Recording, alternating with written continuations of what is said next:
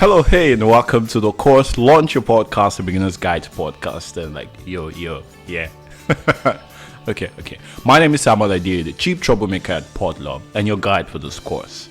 In today's Module 6, Lecture 1, we will be talking about how you can record your podcast with Audacity.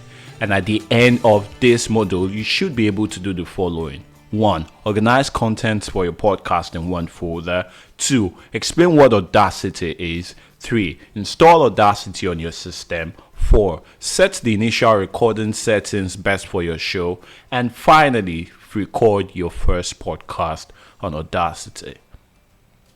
Now, for the filing structure of your podcast, there are two basic formats I know. There could be more than that, or you could be creative with the way you organize your content. But I'll just show you the two straight types or two methods you could use in organizing your podcast content. The very first one is to file by episode. So there's a large folder, there's a folder where you give the name of your podcast. So there's a switch podcast folder somewhere, and in that folder you have P001, P002, P standing for the first letter of your podcast. So for Switch Podcast, it will be S001, S002, and so on and so forth. And then in those folders, you have all of the documents, all of the files, all of the folders you used in creating that particular episode. Another way to file the content is to file by content type. So you could have a major folder, a parent folder named the name of your named after your podcast, and then you have secondary or folders inside that parent folder named recordings, Audacity files, documents, designs, other sounds, whatever name you choose to give it. So I'll show you how this looks like right now. Okay, so if you're filing your podcast by your podcast name, say for example this is Switch Podcast or Podlove's podcast. There you go.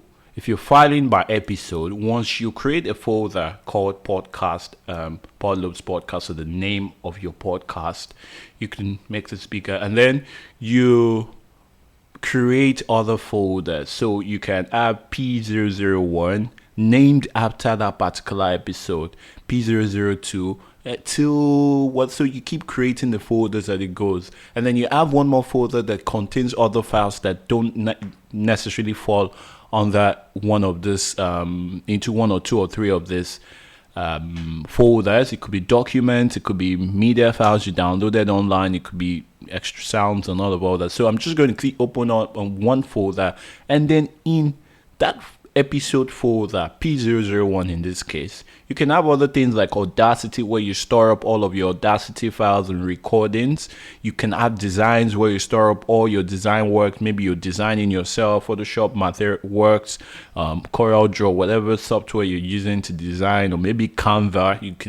You can store up all those documents in here. Then images, for images you probably downloaded or you just found, or you designed, you put them here. Then you have notes, say for example your show notes, which is what you publish on your website, your script notes, which is what or your outline, which is what you used in organizing your thoughts for your podcast.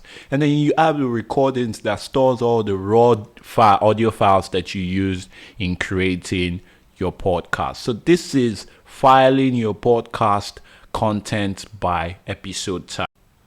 Okay, so you could also have your podcast content structured based on, don't mind my desktop. You could have your podcast content structured based on your content type. So there is Podlove already opened the folder containing all of the documents relating to Podlove.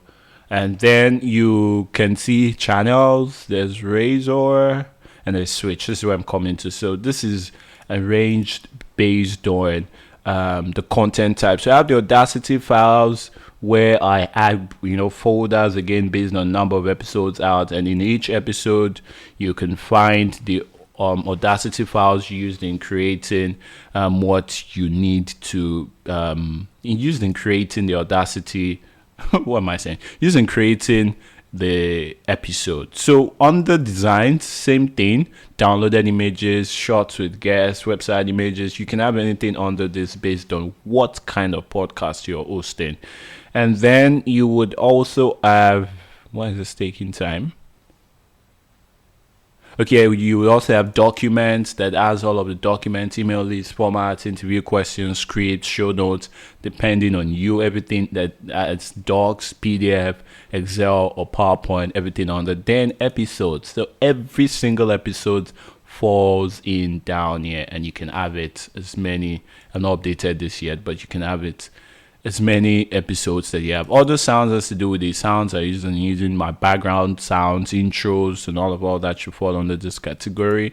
And then you also have the recording. So this is where I store up all of the recordings, the raw audio format, and you have everything here. So this is the one with Emeka Osai, and this are the recordings here.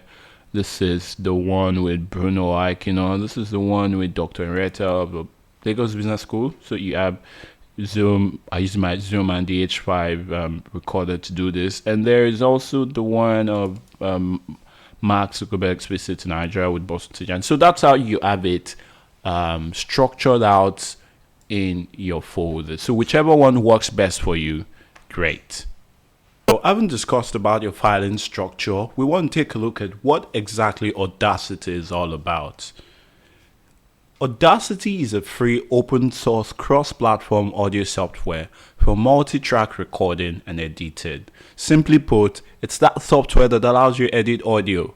Audio for songs, for podcasts, for whatever, for voiceovers, for whatever use you have for it. Audacity is that free, open source, cross audio platform for doing that.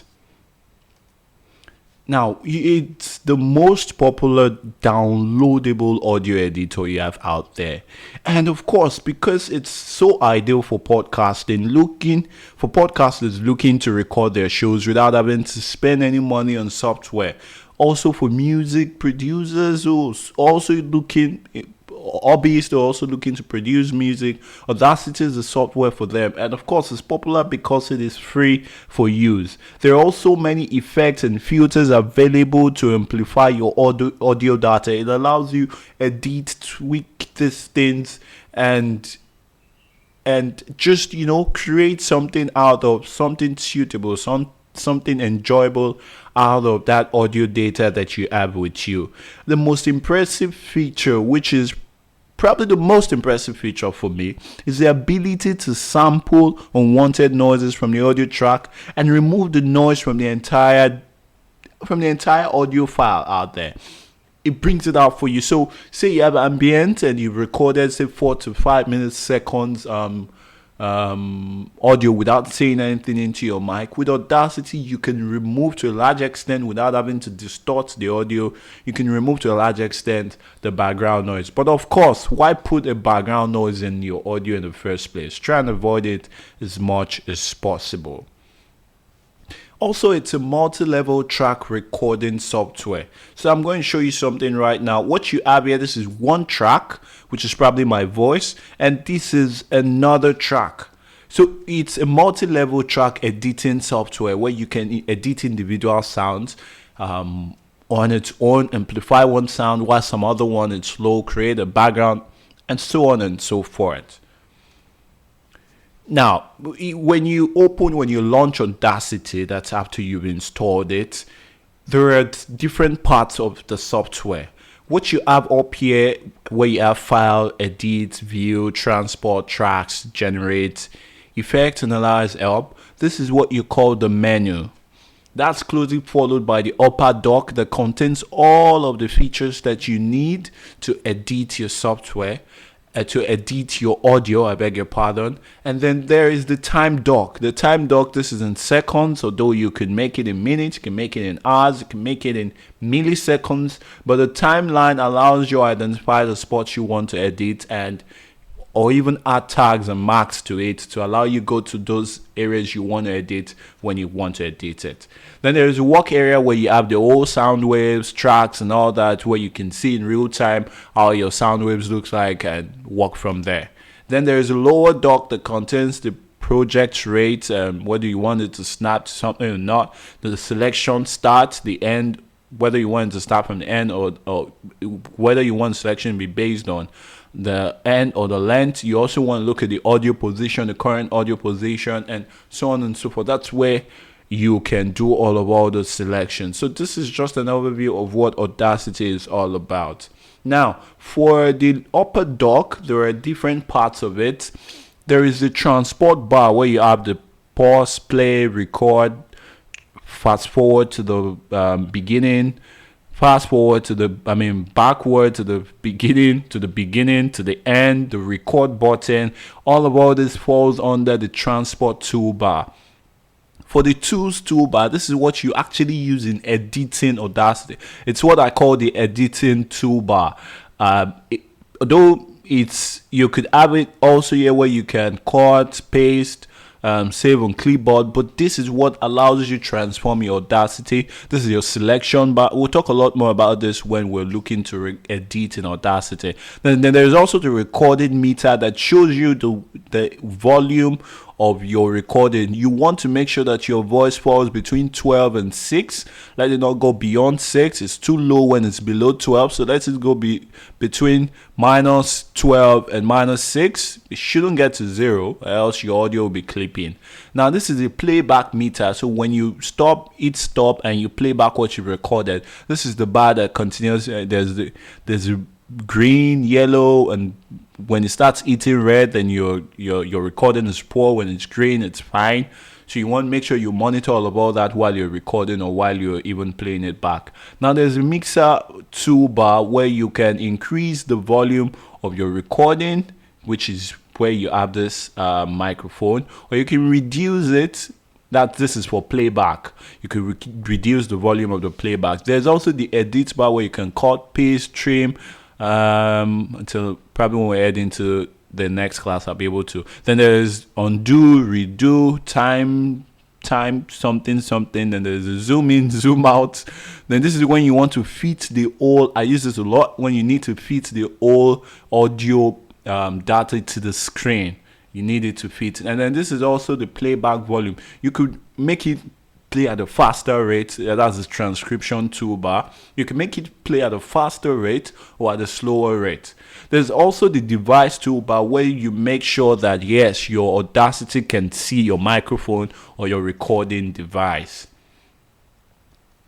Now let's talk about installing Audacity. To install Audacity is quite simple. Head straight up to head straight up, just type audacityteam.org/download. And this website should pop up. Yes, this website should pop up where you are trying as much as possible to download from the Audacity team website. There are tons of other websites to download from, but when you can get it from the source, why go through the retailer? So Audacity for Windows is quite there for you Windows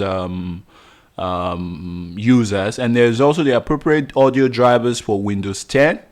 Which of course may require the appropriate drivers. And then there's Audacity for Mac, there's Audacity for Linux, there's online safety when downloading, blah blah blah blah.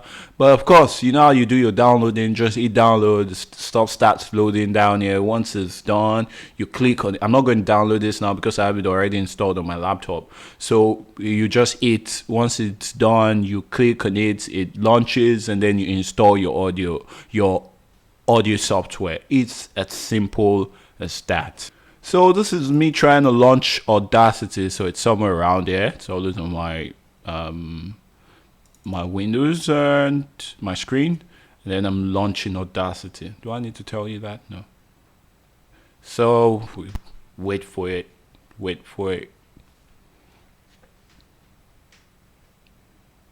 Yeah, so this is Audacity live and direct from my laptop. And I'm just going to show you how to set it up. So once you're done launching it, the first thing you need to do is to head right to edit and go to preference. Before you do anything, just make sure you set it up. And while we wait for that, it's up already. You want to come down to devices. Now devices, you want to leave this as MME. I don't know much about this, or I don't play with it, so I leave it as MME. You could go online and search about what it's all about. But then your device, this is for playback. That means when you're editing, when you clicking on play on your audio wavelength and all that, maybe I should just try and record something because it's set up already. So I'm just going to hit record, and then it's recording my voice. I hope it's doing this well. Okay, yeah, and I hit stop. We'll just add to preference. I'm going to show you what I need to show you on recording Audacity. And yeah, up already. So you want to set this, if I click play on this, do you want it to play with the speakers? If you have your headset connected to it, this should automatically update, so you don't have to always set this up. Once it recognizes a connection, whether to a speaker or whether to your headphone, it does that up. This is where you want to set it up. This is what you want to do. So for me now, this is in external microphone. If you change this to internal microphone, it would record with your laptop. Same thing with this, same thing with this. So you want to leave it as external mic, and this would always pop up, and then you select it. For higher mics, what you have is it would change this to the name of the mic, and there you see it already. Whether you're using a Behringer, you will see it there, and then it changes it for you. Now for your channels, you want to make sure it's in mono. I remember in the last module, what did I say about recording and exporting your media file? Leave it in mono. So once you're done, you want to head over to recording. Leave playback alone. Don't touch anything there. Head over to recording and make sure that this overdub thing is ticked. So it allows you to play other tracks while recording new ones. So say for example, you want to talk over someone else's voice, you import it to Audacity and you hit play, and then it's recording, and then you talk over it. That's possible. That's why listen while recording or monitoring new track, and check when. I always leave this on check. I mean, it doesn't affect my podcast. The next thing you want to go to is quality.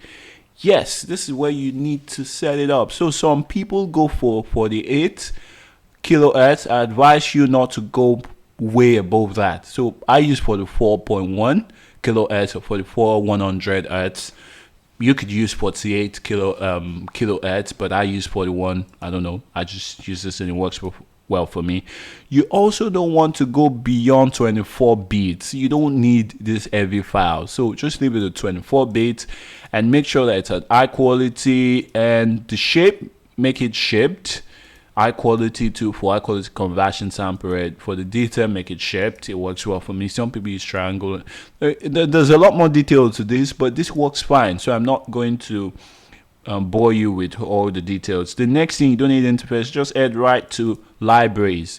Now the libraries, there are plugins that works with Audacity. You have the lame that allows you convert straight up from Audacity to to MP3. Now I don't use this feature again because the quality is not as great as when I convert from an audio file. I think it has to do with the recording, the bit rate, constant bit rate and variable bit rate. I think the constant bit rate feature of this does not work. I'm not going to bore you with that, but for me, it's not just best using this. It doesn't give me a great quality, I mean, as much as I want. So I use audio converter to convert my wave format file into MP3. It gives me a lot of options. So there's also the export import library thingy. If you need to download it and install, you can have all those plugins installed directly by downloading through this route. You could also, once you're done with libraries, I want you to head over to keyboards. This is where you can set up the shortcuts and all that to make your work faster. So if you're the shortcut kind of person, this is for you. Just go over it. And I've never really gone into it, but you can also fix shortcuts. I guess you can set shortcuts for all of this. I should take my time out to do this because there's some commands I always have to go to effects, select and all that. And with one click on the keyboard, I have that feature launched up. I'll do that. So yes, your Audacity is set for recording, and you could just hit record, and we'll talk about that. But congratulations on setting up your Audacity. I mean,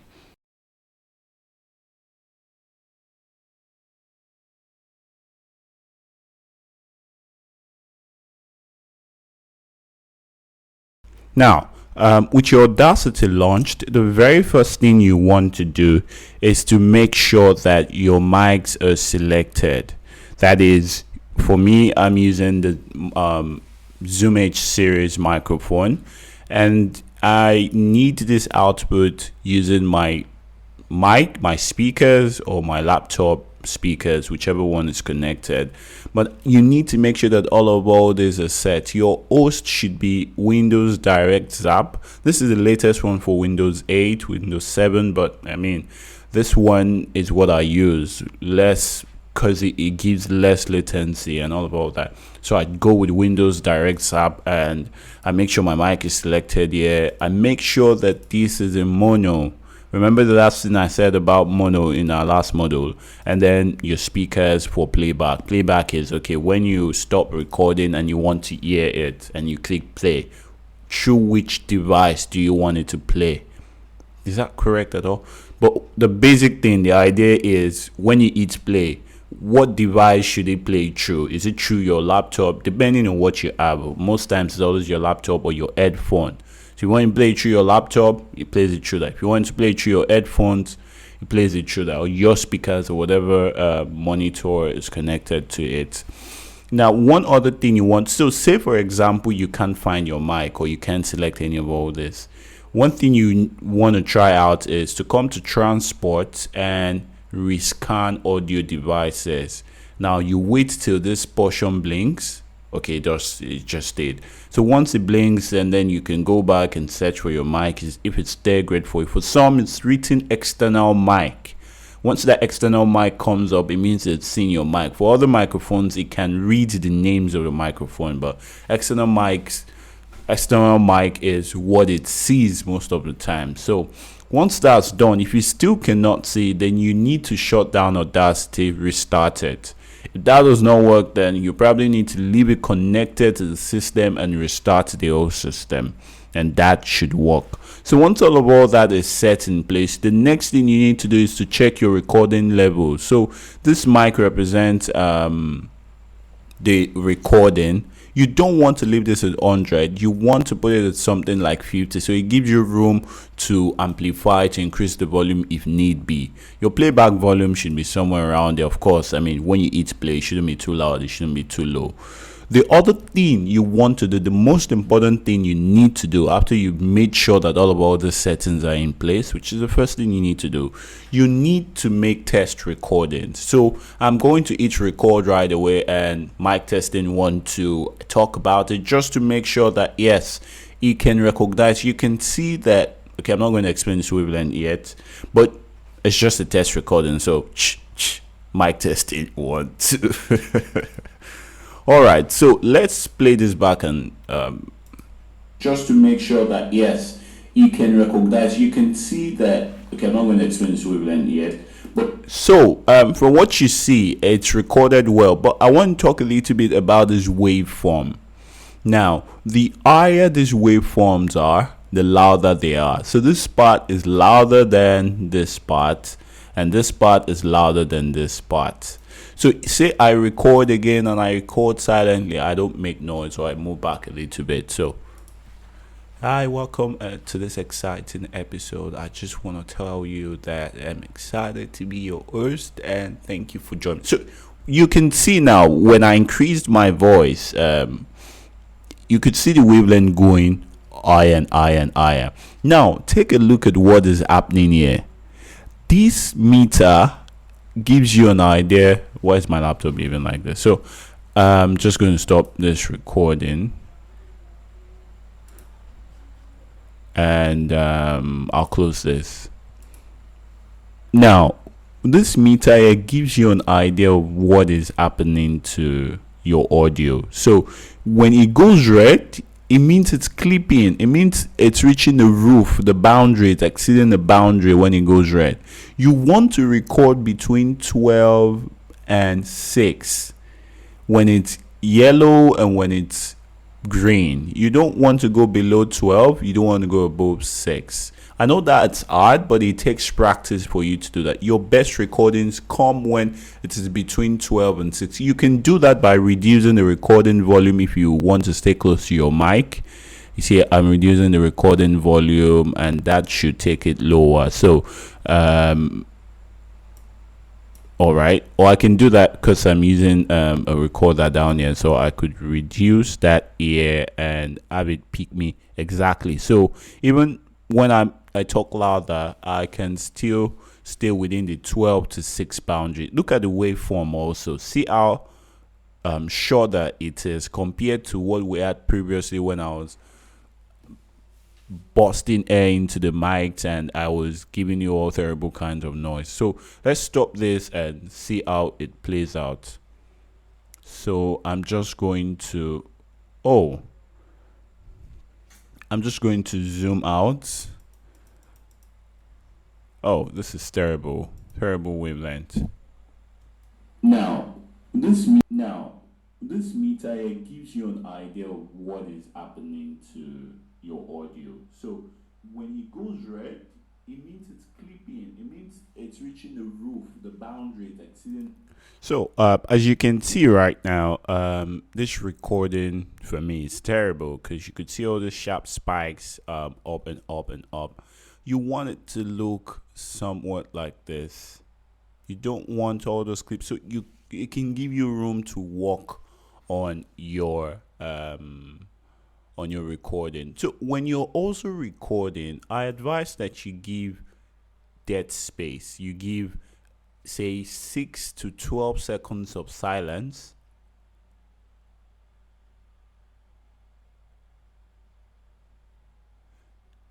Where you say nothing exactly. You notice during those 6 seconds or 6 to 12 seconds of silence, you would notice that this bar, this meter here, was still moving.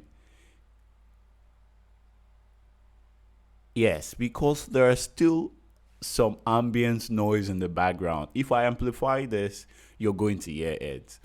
The best way, if possible, sometimes it's difficult because of the environment in which you record. But of course, I mentioned the fact that you should try and record in a silent and smaller room. So if you're going to gauge this to make sure it takes out the ambient, you want to make sure that when you're silent, when you're not saying anything, this is not recording anything at all. And to do that, you can either reduce this or reduce the knob on your mic if your mic has that.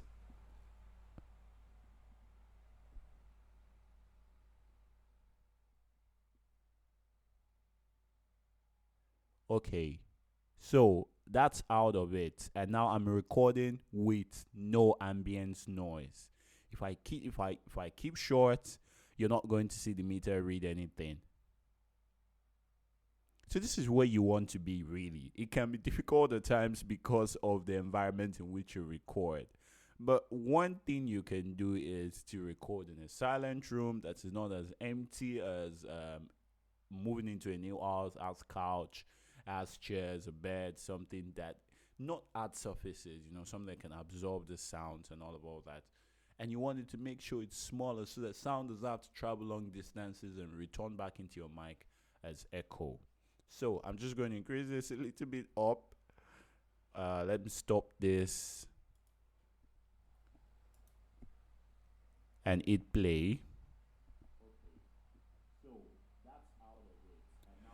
Okay, so now this is going to be silent, but I'll teach you what to do with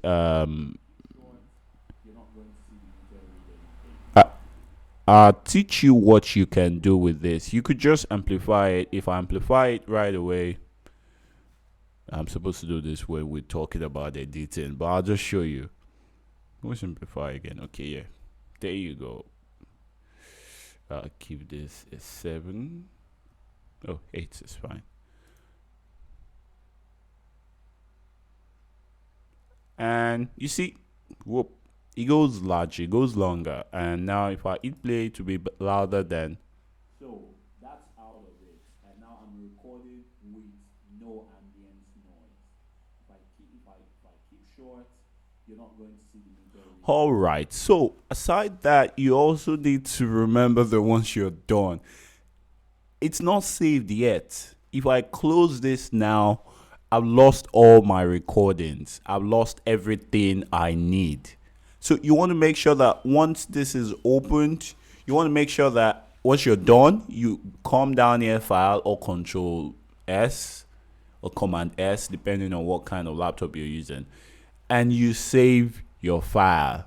And once that's done, yeah, you're good. You could store it somewhere, create another version on your hard drive, because system crash and 30 minutes of recording with a guest sometimes might not be easy to come by. So you just want to go, and I'm going to do this right away. So you say save project. That's where you're supposed to go to. So it's save project, and you click OK. You could decide not to show that warning anymore. And then I'm just going to add to that folder I created for this course. And since it's the first recording, I'm going to Audacity, and I'm going to save it as test recordings and save. So there you go. Sometimes it takes longer than this. You have to be patient with it as it saves, but this is saved already. And then you see this name is changed from Audacity to test recording. Yes, and that's the end of showing you how to record with Audacity.